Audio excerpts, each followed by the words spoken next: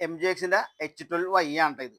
ഇതിന്റെ front back ഡിഫ് complaint ആണ് നമ്മുടെ ഗാരേജിൽ സർവീസിന് ഇറങ്ങുന്നത്. അപ്പൊ ഈ ഡിഫൊക്കെ പോകാനുള്ള മെയിൻ ആയിട്ടുള്ള ഒരു കാരണം നിങ്ങളെ കാണിച്ചു തരാം.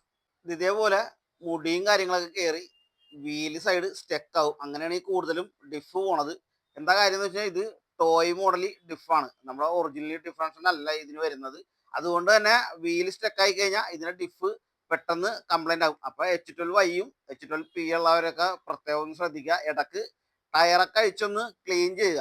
ഇതേപോലെ ചരടും അതേപോലെ തന്നെ മുടിയും കാര്യങ്ങളൊക്കെ ചുറ്റി കഴിഞ്ഞാൽ വീല് സ്റ്റെക്ക് ആവും. വീല് സ്റ്റെക്ക് ആണോണ്ടാണ് കൂടുതലും ഇതേപോലത്തെ ഡിഫറൻസിനൊക്കെ കംപ്ലൈന്റ് വരുന്നത്. ഇതിന്റെ ഇപ്പൊ ഫ്രണ്ടും ബാക്കും ഡിഫ് പോയിരിക്കണാണ്. അപ്പൊ ഇതിന് ഫ്രണ്ട് ബാക്ക് പുതിയ 2 ഡിഫ് നമുക്ക് സെറ്റ് ചെയ്യണം. നമ്മളപ്പോ ഈ ഒരു RCക്ക് സെറ്റ് ചെയ്യാൻ വേണ്ടി 2 പുതിയ ഡിഫ് എടുത്തിട്ടുണ്ട്. അപ്പൊ നമുക്ക് ഓരോന്നായിട്ട് സെറ്റ് ചെയ്തെടുക്കാം.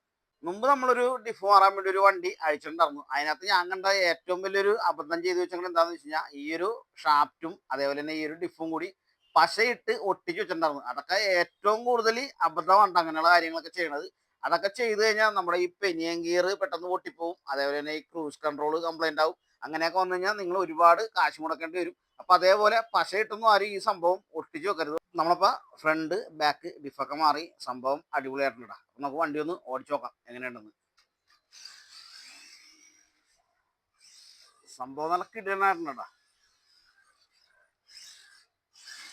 വാവ്.